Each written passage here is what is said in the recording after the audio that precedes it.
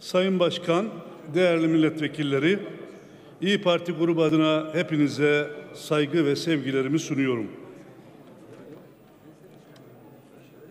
Sizlere Dünya Uygur Kurultayı Reisi Dulkoğan İsa Bey'in bana göndermiş olduğu bir mektubunu okumak istiyorum. Sayın İYİ Parti Milletvekili Fahrettin Yokuş, malumunuz olduğu üzere 26 Aralık 2020 tarihinde Türkiye Cumhuriyeti ile Çin Halk Cumhuriyeti arasında suçluların iadesi anlaşması Çin Halk Kongresi Daimi Komitesi tarafından oylanarak yasallaştırılmıştır. Çin tarafı aynı yasanın Türkiye tarafından da onaylanmasını beklemektedir. Yine bilindiği üzere Çin idam cezalarını asmak ve kurşuna dizmek şeklinde uygulayan totaliter bir ülkedir. Çin tarafından kabul edilen yasa metninde ölüm cezasının uygulandığı ülkelere iade yapılamaz ilkesinin olmaması bizleri derinden endişeye sevk etmiştir. Çin tarafından kabul edilen yasa, Türkiye'de ikamet izni ile yaşamakta olan ve vatandaşlık almaya henüz hak kazanmamış on binlerce Doğu Türkistanlıyı bir korku iklimine sokmuş durumdadır. Henüz Türkiye Cumhuriyeti Devleti'nin Yüce Meclisi'nde onaylanmamış olan anlaşma, dünyanın farklı ülkelerindeki Uygur, Doğu Türkistan STK'larında da üzüntüyle karşılanmıştır. Türkiye samimi olarak bu anlaşma ile FETÖ ve PKK terör örgütü üyelerini Çin'den çıkarmak veya iadelerini istemek düşüncesinde olabilir.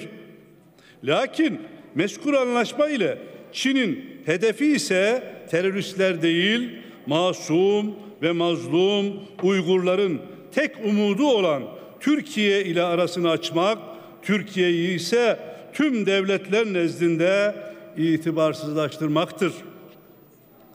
Çin'in 10 yıllardır Doğu Türkistan'da yürüttüğü zulüm siyasetinin son yıllarda soykırım boyutuna ulaşması dikkate alındığında anlaşma Türkiye tarafından kabul edildiği takdirde daha büyük insanlık facialarının yaşatılmasına neden olacağı aşikardır. Çin tarafından kabul edilen yasadaki imza henüz kurumadan Çin basınında Doğu Türkistan bölücüleri, teröristlerini himaye edecek Türkiye artık yoktur ve Doğu Türkistancıların kaçabileceği yeri kalmadı gibi haberler Türkiye'deki Uygurlar arasında derin endişe ve korkuya sebep olmuştur. Her Doğu Türkistanlı Çin'e iade edildiği takdirde ceza kampları veya hapishanelerde çürüyeceğini, hatta idam edileceğini çok net şekilde tecrübe ederek öğrenmiş bir milletiz. Çin ile yapılan bu anlaşma içeride ve dışarıdaki halkımız üzerinde henüz Türkiye tarafından yasa kabul edilmeden bile psikolojik baskı kurmaya başlamış, hatta bunda başarılı olmuş gözükmektedir. Yine tekrar etmek isteriz ki Çin Halk Cumhuriyeti hür dünya memleketlerinin gözleri önünde 71 yıldır Doğu Türkistan'da sistematik asimilasyon siyasetini devam ettirmekte, son 5 yılda ise daha da ileri giderek soykırım olarak ifade edebilecek insanlığa karşı suç işlenmektedir.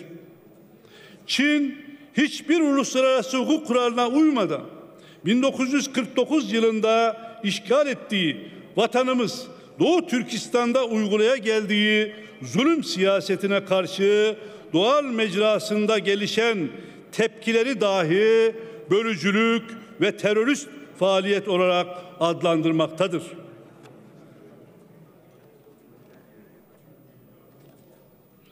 On yıllardır sonucu sebep olarak kabul ettirmeye çalışan Çin yönetimi bölgede işlediği insanlığa karşı suçlarını örtmeye ve bu suçlara meşruiyet kazandırmaya çalışmaktadır.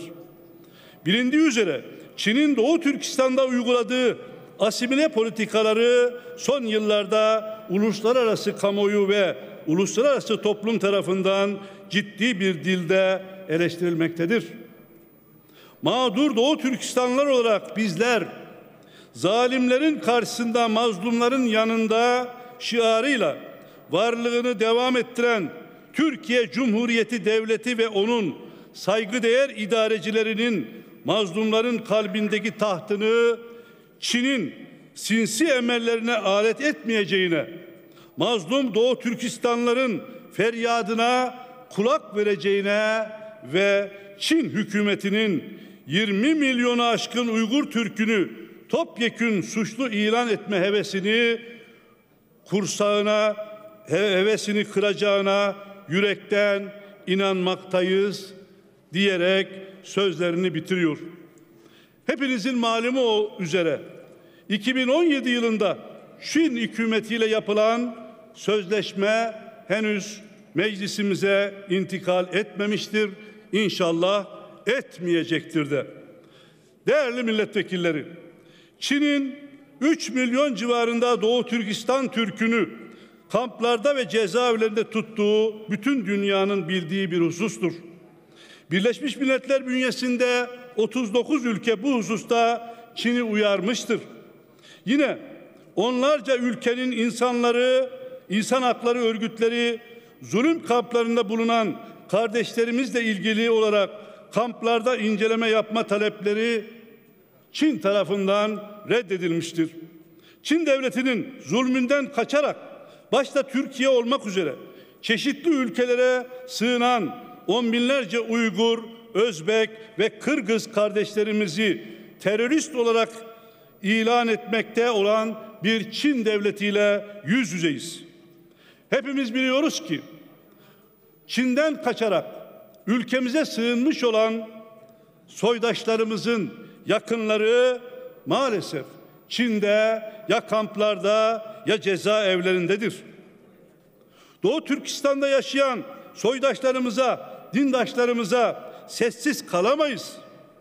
Sessiz kalmak zulme ortak olmaktır. Sessiz kalmak aslında insanlık suçu işlemekle eş anlamlıdır.